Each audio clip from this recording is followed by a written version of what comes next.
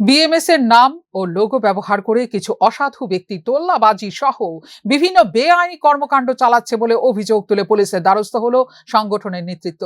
মঙ্গলবার বিএমএস এর পশ্চিম ত্রিপুরা জেলা কমিটির উদ্যোগে রাজ্যের পুলিশ মহানির্দেশকের কাছে একটি ডেপুটেশন প্রদান করা হয়।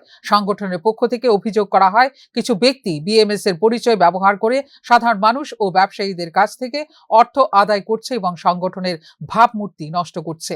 এর ফলে শ্রমিক সংগঠনের সুনাম ক্ষুণ্ণ হওয়ার পাশাপাশি বিভ্রান্তির পরিবেশও তৈরি হচ্ছে। বিএমএস নেতৃত্ব দাবি করেন, দীর্ঘদিন ধরে এই ধরনের অভিযোগ সামনে আসলেও এখনো পর্যন্ত অভিযুক্তদের বিরুদ্ধে কঠোর ব্যবস্থা নেওয়া হয়নি। তাই অবিলম্বে তদন্ত করে দোষীদের বিরুদ্ধে আইনানুগ পদক্ষেপ গ্রহণের দাবি জানানো হয়েছে পুলিশ প্রশাসনের কাছে। ডেপুটেশন প্রদানকালে সংগঠনের নেতারা বলেন, বিএমএস একটি জাতীয়তাবাদী শ্রমিক সংগঠন এবং শ্রমিকদের স্বার্থ রক্ষায় কাজ করে চলেছে, কিন্তু কিছু অসাধু ব্যক্তি সংগঠনের নাম ভাঙিয়ে ব্যক্তি স্বার্থ চরিতার্থ করার চেষ্টা করছে, যা কোনোভাবেই মেনে নেওয়া হবে না।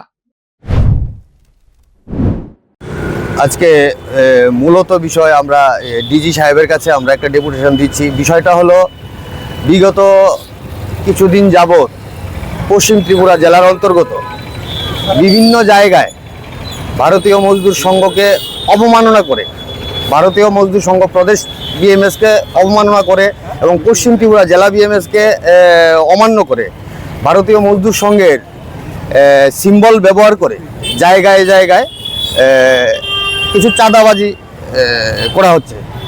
তো সুতরাং আবার এটাও পরিলক্ষিত হয় যে কিছু কিছু শোরুমের মধ্যে কে বা কাহারা এখনও আমাদের কাছে নাম আসেনি, কিন্তু কমপ্লেন্ট আমাদের কাছে এসছে যে 50,000 টাকা দিতে হবে, 1 লক্ষ টাকা দিতে হবে, এইভাবে তারা ডিমান্ড করছে।